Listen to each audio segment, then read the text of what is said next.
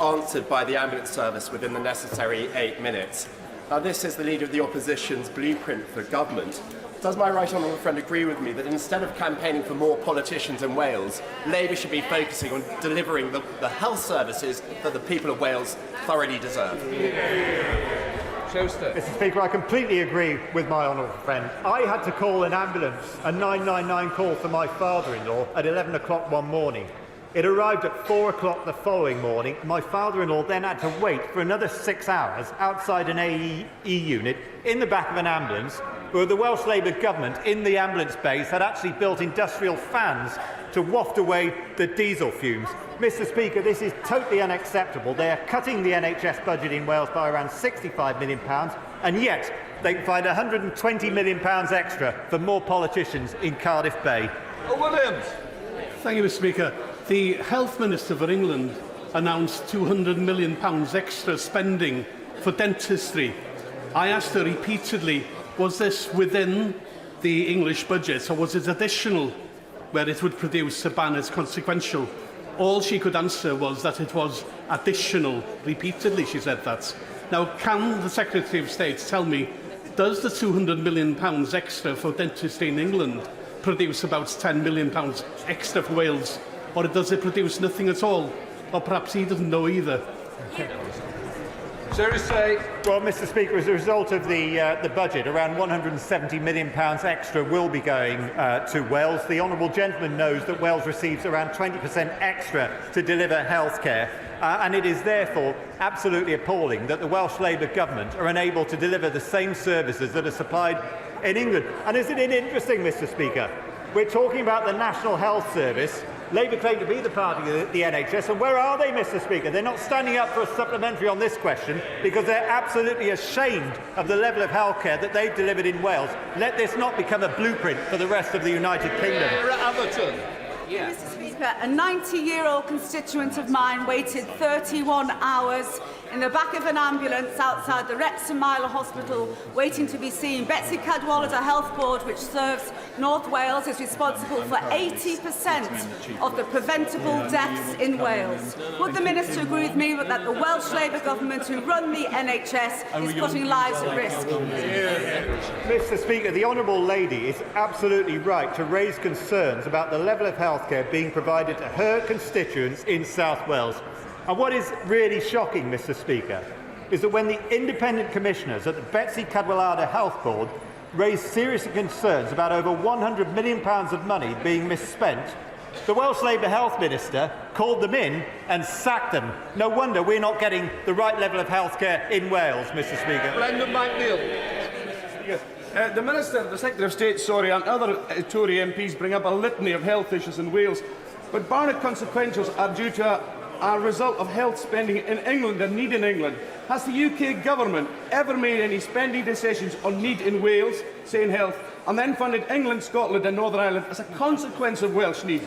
He might find that a strange question, because UK decisions are always made on England's need, and other people get money as a consequence, which is why the likes of Wales is never going to catch Ireland for as long as Wales is in the UK and not independent, isn't it? Mr Speaker, in actual fact, the Holtham Review looked at what Welsh needs were and calculated that Wales needed an extra 15%. What the UK Conservative government did was then to provide Wales with an extra 20%. So the question still stands, Mr Speaker. Why is it that thousands of people in Wales have been waiting for more than 2 years for treatment when the Welsh Labour government have been given more money than they actually need to properly fund the health service in Wales? Number 7, Mr Speaker. Mr Speaker, the, I'm afraid, not very independent commission was set up by Welsh Labour ministers. It reports to Welsh Labour ministers, but it was paid for by Welsh taxpayers. And the report they came out with was entirely in line with all the predictions which I made. More constitutional navel-gazing, more calls for more powers, and nothing at all to address the problems that have been inflicted on Wales by the Welsh Labour government. Thank you, Mr Speaker. Mr Speaker, it is deeply concerning that a so-called independent commission described Welsh independence as viable, despite the fact that the vast majority of people in Wales support remaining part of the Union. Of course, there is a difference with something that might be viable and something that is best. Does my right honourable friend agree with me that independence for Wales would be hugely damaging to the Welsh economy and public services, and any further exploration of this idea must be immediately ruled out by the Labour Welsh Government? Mr Speaker, I completely agree with the honourable gentleman. It's hugely concerning that the Welsh Labour Government were even willing to consider independence for Wales with this commission. What they should be doing, Mr Speaker, is to sort out the longest NHS waiting list in the United Kingdom. They should do something about the fact we have the lowest educational standards in the United Kingdom. We have in Wales some of the highest business rates in the United Kingdom, and as a result of the last bit of legislation, we have some of the slowest speed limits in the whole of the United Kingdom. It's time the Welsh Labour Government addressed the real priorities of the people in Wales with the powers they already have. That the Conservative Party never wanted devolution in Wales or Scotland in the first place, and that's why they don't want to see powers extended to either the Senate or the Scottish Parliament. Mr Speaker, the reality is that I campaigned against the Senate in the first place, but I was perfectly happy to accept the results of the referendum, and I suggest that members of the SNP ought to similarly respect the results of independence referendums, whether it's independence from the United Kingdom or independence from the European Union. Dr Luke Evans. Number 8, Mr Speaker. Secretary of State. Mr Speaker, the recent protests by farmers across the whole of Wales, including outside the Senate, show the huge anger about the proposals for the Welsh Labour Government's so-called sustainable farming scheme. To Luke Evans. Thank you, Mr Speaker. One of the best ways we can support Welsh farmers is by choosing to buy British products. This is good for the environment, reducing food miles, and it's good for our food security by supporting our farmers. So would the Minister congratulate Morrison's, Aldi, Sainsbury's and now Ocado, who have all signed up to my campaign to have a Buy British button online so consumers can easily find British produce?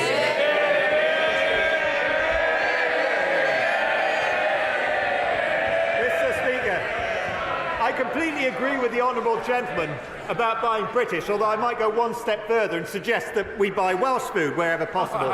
But it's going to be a lot more difficult if Labour implement their plans to bury 10% of Welsh agricultural land under trees and to bury another 10% under ponds. Mr Speaker, it will increase food miles, decrease food security and destroy prime agricultural land in Wales. And the Welsh Labour Government need to think again. Jim Shannon, final. Speaker, the best way to support Welsh farmers and Northern Ireland farmers and Scottish farmers and English farmers is to buy British. Does the Minister agree that we should all work together across all this great United Kingdom of Great Britain and Northern Ireland to promote farming everywhere? Mr Speaker, the honourable gentleman is absolutely right. Let's encourage everyone to buy British, and let's make sure that we use as much of our land as possible for growing food, not covering it in trees. And Mr Speaker, it's particularly hypocritical for the Welsh Government to tell farmers they have to plant trees on their land when the Welsh Labour Government are responsible for thousands of acres of forest, are chopping down 850,000 tonnes of trees every year, and they're even putting some of them into the boiler which heats up the Senedd. Not that that probably requires many trees to add to the hot air in there. We now come to questions to Prime Minister Abdul Khan. Question number 1. Prime Minister. Mr Speaker, the Post Office IT scandal is one of the greatest miscarriages of justice in our nation's history, and I'm determined that the victims get the justice and redress that they deserve. Today, we're introducing legislation to quash convictions resulting from this scandal.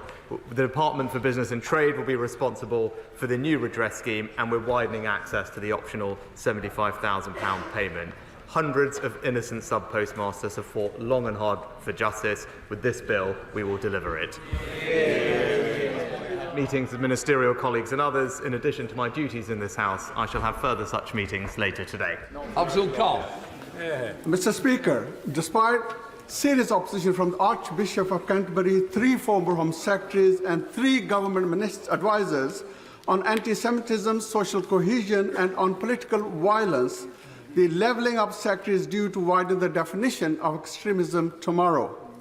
Whilst on the benches opposite, members peddle far-right conspiracy theories about Islamists and Muslims taking over Britain.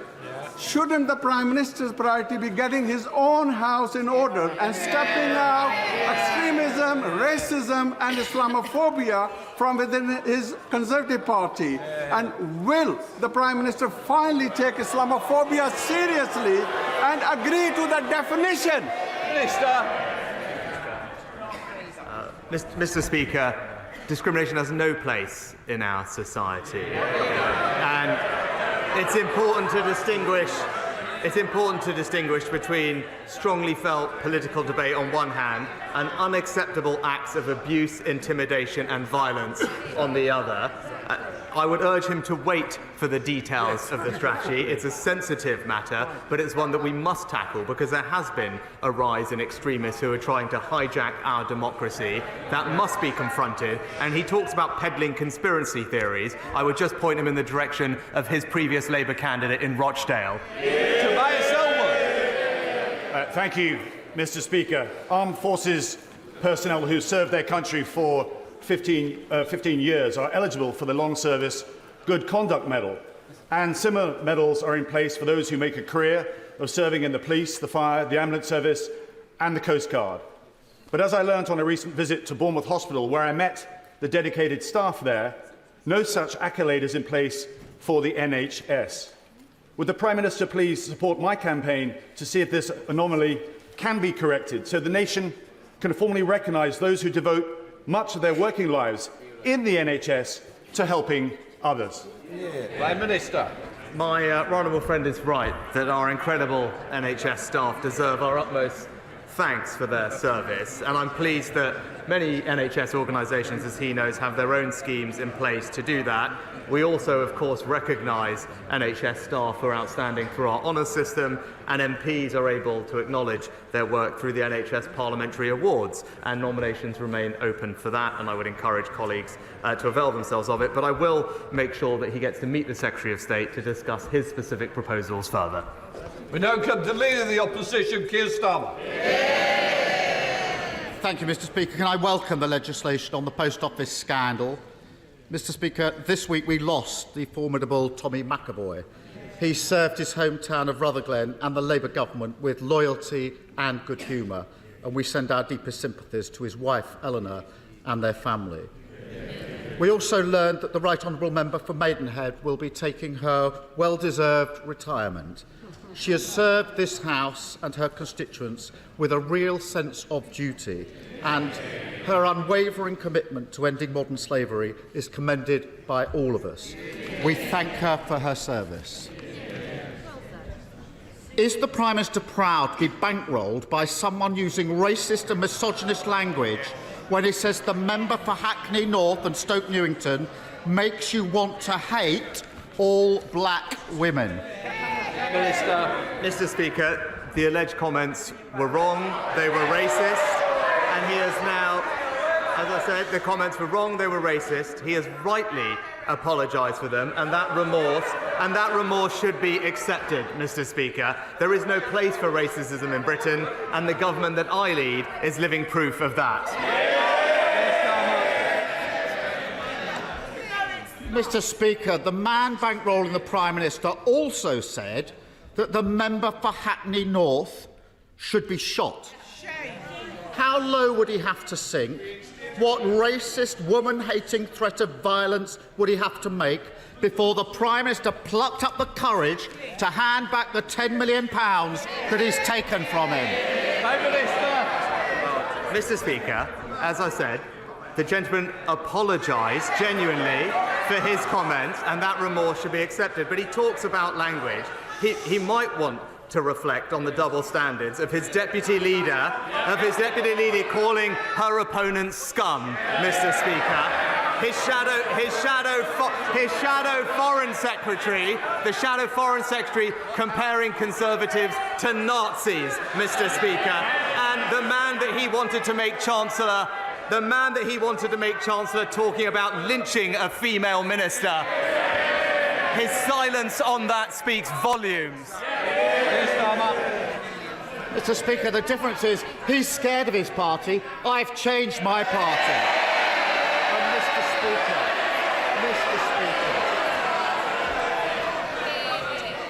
I want to hear both the Prime Minister and lead the opposition. Keir Starmer. 2 weeks ago, the Prime Minister invited himself into everyone's living room at 6 o'clock on a Friday evening. No one asked him to give that speech. He chose to do it.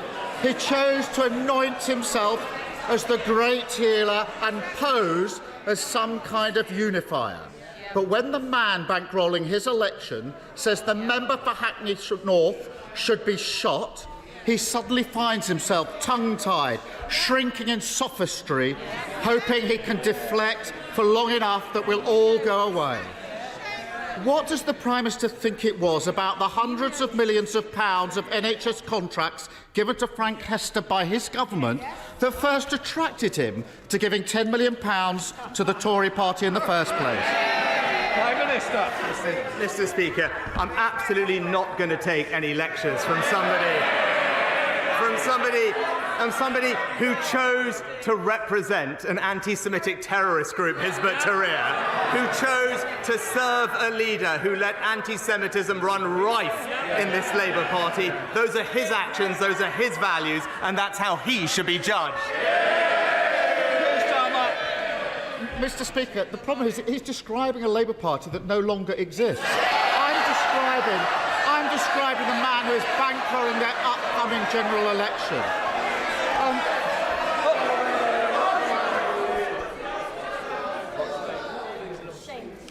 Keir Starmer. They can shout all they like. 2 weeks ago, he marched them out like fools to defend Islamophobia, and now the member for Ashfield is warming up the opposition benches for them. And yesterday he sent them out to play down racism and misogyny until he was forced to change course. He won't hand the money back. He won't comment on how convenient it is that a man handed huge NHS contracts by his government is now his party's biggest donor. You have to wonder what the point is of a Prime Minister who can't lead and a party that can't govern. And Mr. Speaker, national insurance contributions fund state pensions and the NHS. So is the Prime Minister's latest unfunded £46 billion promise to scrap national insurance going to be paid for by cuts to state pensions or cuts to the NHS? Prime Minister. So, Mr. Speaker, I'm glad he's brought up the budget. It's about time that he spoke about his plans, because what have we heard, Mr. Speaker, from the Shadow Chief Secretary? The Shadow Chief Secretary to the Treasury confirmed. Sorry. Shh. Prime Minister.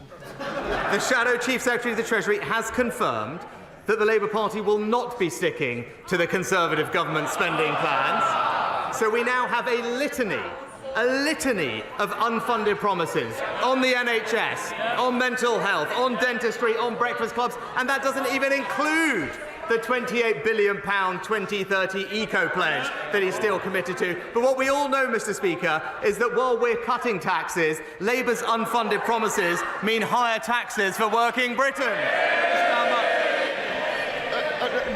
No, Mr. Speaker, the Labour Party will not be sticking to his completely unfunded £46 billion promise.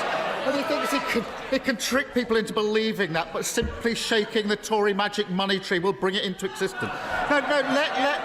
Let's be clear. 80% of national insurance is spent on social security and pensions. 20% is spent on the NHS. So he's either cutting pensions or the NHS, or he will have to raise other taxes or borrowing. Which is it, Prime Minister? Mr. Speaker, I know it's not a strong point, but if you actually listened to the Chancellor last week, what he would have seen is NHS spending is going up, Mr. Speaker. It's going up. It's a plan that's backed by the NHS CEO, who says that we're giving her what she needs, and at the same time, we are responsibly cutting taxes for millions of people in work.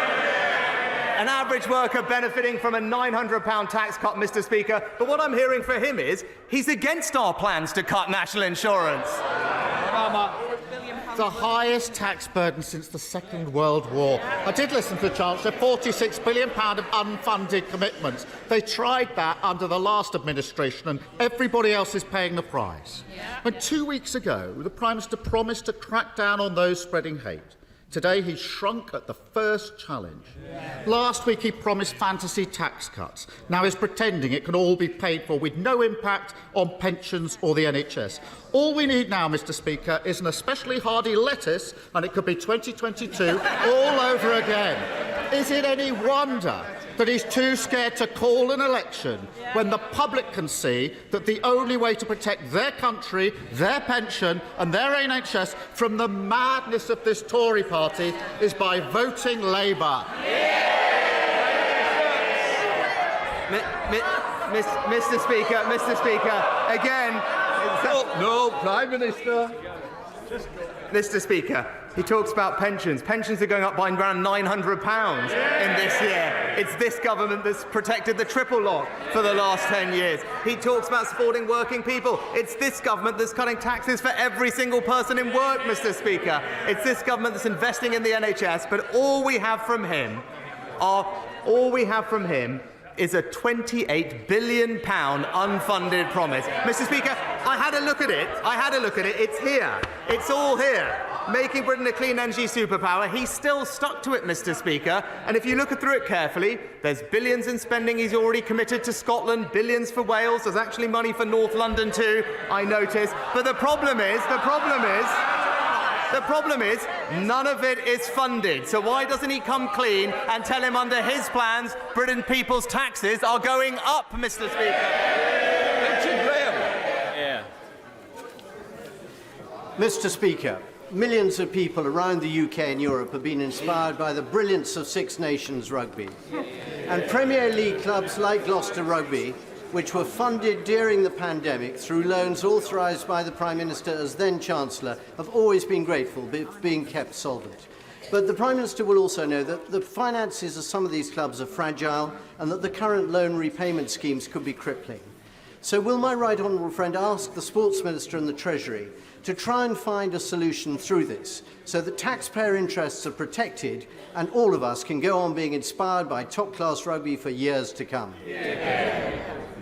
Mr Speaker, my honourable friend is absolutely right that we stepped in with a £150 million financial lifeline to ensure the survival of Premiership Rugby League clubs during the pandemic. And I am told that DCMS is working with Sport England as the agent to talk to borrowers with concerns about their loan agreements, and any ones that do have concerns should contact Sport England in the normal way. But I can also proudly tell him that we are talking to the Rugby Football Union and the Premiership League to secure not just the future of rugby union, but also his local Gloucester Rugby. We come to the leader of the SNP, Stephen Flynn. So, thank you, Mr Speaker, and I wish to begin by wishing Ramadan Mubarak to Muslims across these aisles. Mr Speaker, the Conservative Party have accepted a £10 million donation from an individual who has said that one of our parliamentary colleagues in this chamber should be shot. Why is the Prime Minister of the United Kingdom putting money before morals? Prime Minister. Mr Speaker, as I said, the comments were wrong. The gentleman in question has apologised for them, and that remorse should be accepted. Stephen Flynn. This is complete rubbish. The gentleman in question apologised for being rude. He wasn't rude, he was racist, he was odious, and he was downright bloody dangerous. Now, on Monday, the number 10 said, we've seen an unacceptable rise in extremist activity which is seeking to divide our society and hijack our democratic institutions. Isn't it extremism that we should all be worried about? The views of those Tory donors that we've read about this week. Prime Minister. No, Mr Speaker. There has actually been a rise in extremist activity that is seeking to hijack our democratic institutions. It's important. It is important that we have the tools to tackle this threat. That's what the extremism strategy will do, and I would urge him to wait for the Community Secretary to release the details. Will Quins. Thank you, Mr Speaker. Sub-postmasters across the country will welcome the government's announcement today on the introduction of legislation to overturn the convictions of those who were wrongly convicted. But can my right honourable friend reassure this House that that legislation will be passed as quickly as possible and we will support all sub-postmasters right across our United Kingdom. Prime Minister. Well, Mr. Speaker, as I said, I want to pay tribute to all postmasters who have campaigned tirelessly for justice, including those who tragically won't see the justice that they deserve. Today's legislation marks an important step in finally clearing their names, and across this House we owe it to them to progress this legislation as soon as possible before summer recess so that we can deliver the justice that they have fought for. We're continuing to work with our counterparts in Scotland and Northern Ireland as they develop their plans, but regardless of where and how convictions are quashed, redress will be paid to victims across the whole of our United Kingdom on exactly the same basis. And David. Thank you, Mr. Speaker. The future of children's cancer services. And David. Thank you, Mr. Speaker. The future of children's cancer services in my constituency, across South West London, across Surrey, Sussex and beyond, will be decided by NHS England tomorrow. The existing service is world-leading and has saved the lives of countless children. Many of us who have engaged with the consultation process feel that a wrong decision is about to be made, ignoring risk to children's cancer care by moving them to the Evelina. If the Evelina is chosen tomorrow, will the Prime Minister personally intervene and delay any final decision until he's met with myself and concerned MPs across the House so he can prevent these risks to our children's cancer services? Minister. Well, Mr. Speaker, as the honourable gentleman knows, decisions about clinical provision are rightly made by clinicians in local areas across the country. More generally, we're investing in more oncologists, radiologists and community diagnostic centres, which are contributing to cancer treatment being at record levels, but I will, of course, ensure that he and colleagues get a meeting with the Secretary of State. Thank you, Mr. Speaker. Radical Islamists pose a serious threat to our nation's security. And I agree with my right honourable friend that we must urgently address this. But reports that the government wishes to broaden the definition of extremism are concerning because in separating the definition of extremism from actual violence and harm, we may criminalise people with a wide range of legitimate views and have a chilling effect on free speech. So can my right honourable friend reassure me that instead of trying to police people's thought and speech, as those opposite clearly wish to do, the government will instead target the specific groups that foster terrorism and those who fund them? Prime Minister. My honourable friend makes a good point, and that's why the strategy that I would urge her to wait for will, I think, be one that she can support, because it is our duty to make sure the government has the tools to tackle the threat that she rightly identifies and highlights. And this is absolutely not about silencing those with private and peaceful beliefs, nor will it impact free speech, which we on this side of the House will always strive to protect. Thank you, Mr. Speaker. Children deserve the right to breathe clean air. However, many schools are in areas with high levels of air pollution. Sadiq Khan, the Mayor of London, has announced... Sadiq Khan, the Mayor of London, has announced a pilot for 200 of London's most impacted schools to access air quality filters so children can breathe clean air in their classrooms. Does the Prime Minister support this pilot, and will he implement similar measures across our country?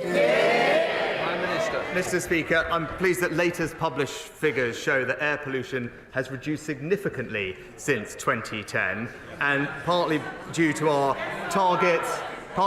legally binding targets to reduce concentrations. They will continue to reduce over the following years, and on top of that we've also provided almost £1 billion to help local authorities across the country implement local plans to reduce NO2 and make sure that we can support those impacted by those plans. Thank you, Mr. Speaker. I understand the latest scheme that's been considered is to pay migrants thousands of pounds to leave Britain. Prime Minister, let's just leave the ECHR and deport them for free. So far, over 40,000 Brits have signed my petition with the Conservative Post calling for us to leave the European Convention on Human Rights. Will the Prime Minister commit to leaving the ECHR, or at the very least, have it in our manifesto to have a referendum and let Britain decide? Prime Minister. Mr. Speaker, my honourable friend is absolutely right that we must do everything we can to secure our borders, ensure that those who come here illegally do not have the ability to stay. That's why our Rwanda scheme and legislation is so important. And what I've said repeatedly, and will happily say to her again, is that I will not let a foreign court block our ability to send people to Rwanda when the time comes. Liv Sewell-Roberts. Diolch yn fawr iawn, Fyddarin. The National Theatre production, Nye, which stars Michael Sheen, celebrates at the end a transformational increase in life expectancy since the founding of the NHS. But UCL findings indicate that austerity policies between 2010 and 2019 are responsible for a 3-year setback in life expectancy progress. Does he, or the Leader of the Opposition for that matter, think public services can withstand an extra £20 billion of cuts? Prime Minister.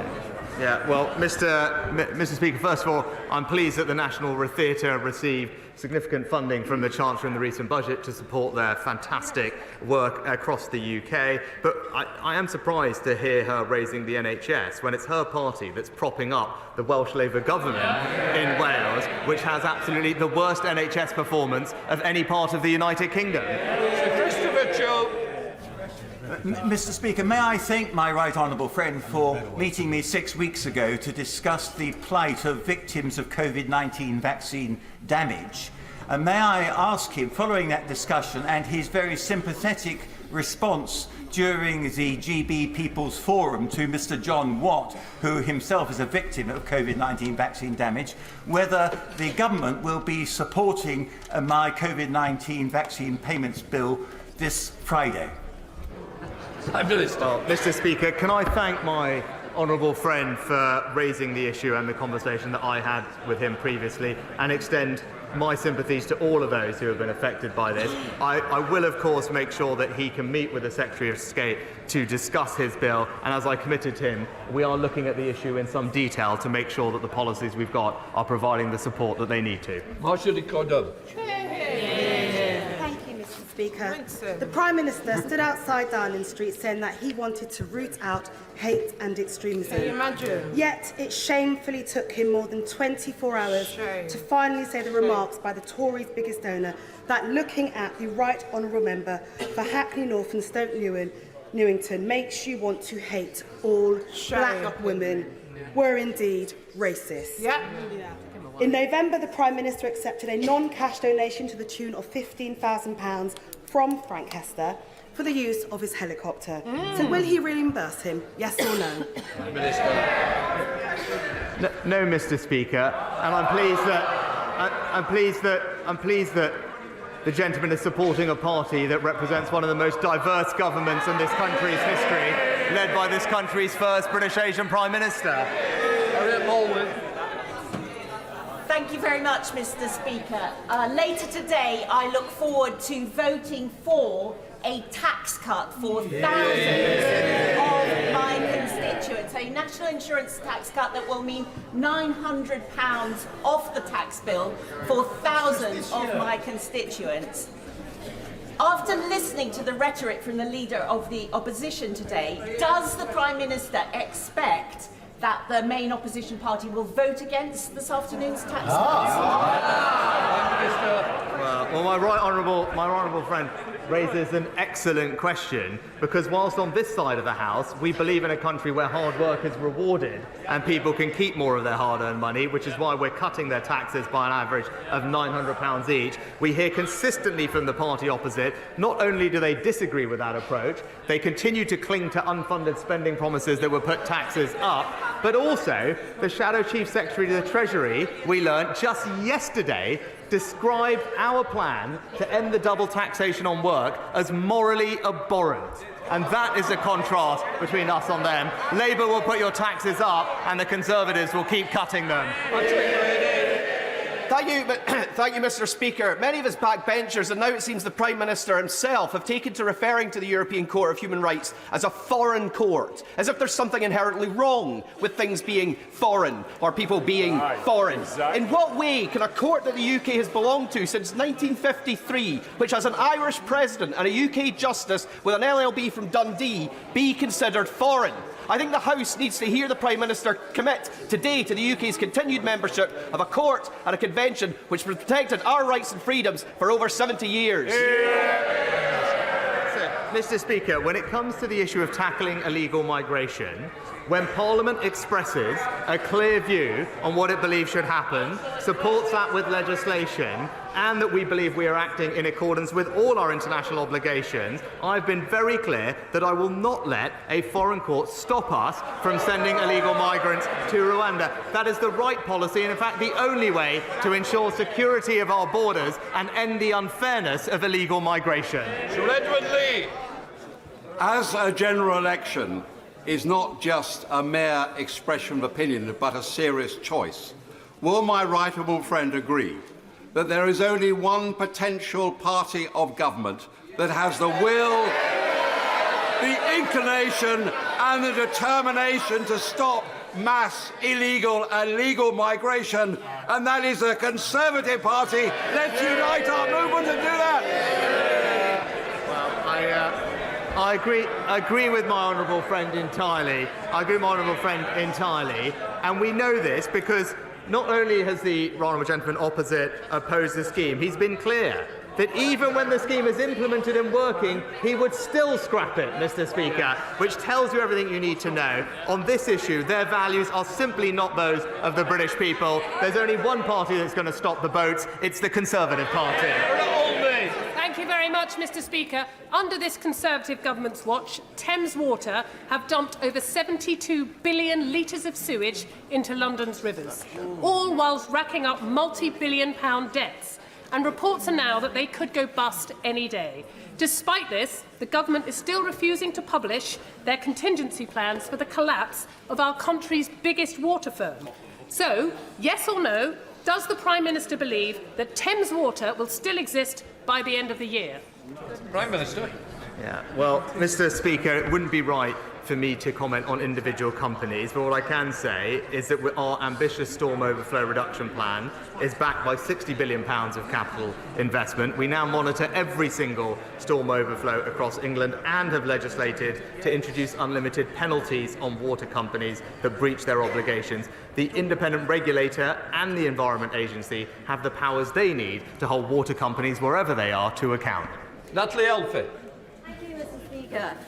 Later this year, a new digital EU border system will come in, and yet key changes that are required, key details, have still not been decided by the EU. There are urgent decisions that are needed on additional funding and preparation to keep Dover clear and Kent moving through with its traffic. Can my right honourable friend, the Prime Minister, assure me that this issue is being taken seriously at the highest levels of government and that funding and support will be made available to keep Dover clear, support the residents of Dover and Deal and Kent, and to secure our vital cross-channel trade and tourism? The Prime Minister. No, my honourable friend's right to raise this issue, and I can assure her that it is being discussed at the highest levels of government between UK ministers and EU and French counterparts to make sure that we have practical and constructive solutions that will ease the flow of traffic in the way that she describes and will benefit her local communities. Rachel McCaskill.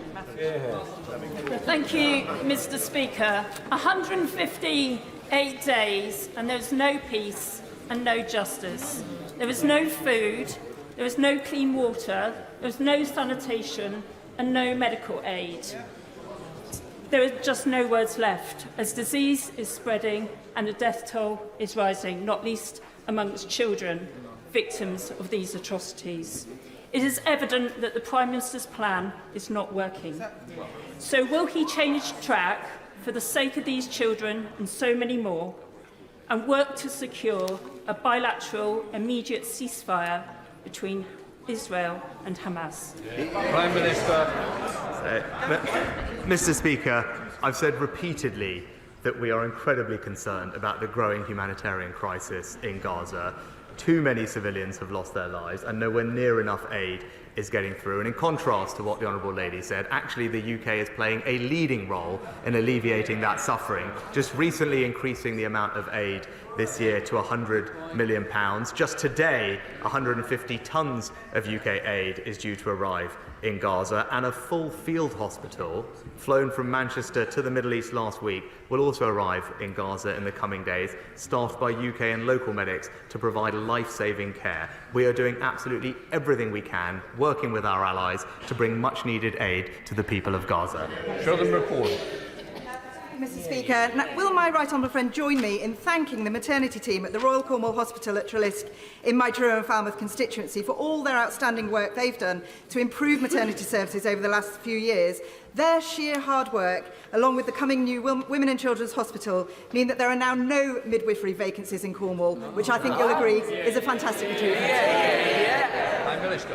Well, can I thank my honourable friend for highlighting the improvement in maternity services at the Royal Cornwall, and she in particular is a tireless campaigner for reducing baby loss, and I commend her for her recent work on the introduction of baby loss certificates. And as she knows, we are committed to a new Women and Children's Hospital for my honourable friend's local trust in 2030 as part of the new hospital programme. Thank you, Mr Speaker. My constituents in Somerton and Frome, working together with the Langport Transport Group, submitted a robust strategic business case to the government in July 2022 for the reopening of a train station in the Somerton and Langport area, a train station that would connect over 50,000 people to the rail network, boost the local economy and support local people to reduce their reliance on their cars. Almost 2 years on, they are still waiting for a response. So does the Prime Minister support this project, and can he provide confidence to my constituents that their hard work to drive this vital project forward has not been futile?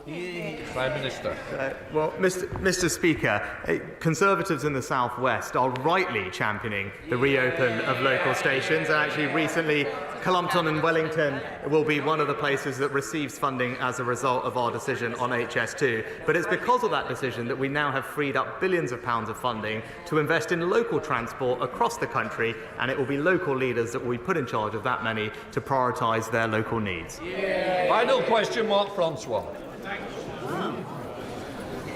Prime Minister, in the 1930s, one of your less illustrious predecessors, Neville Chamberlain, so denuded the British Armed Forces of funding until it was too late that we failed to deter Adolf Hitler, and 50 million people tragically died in the Second World War.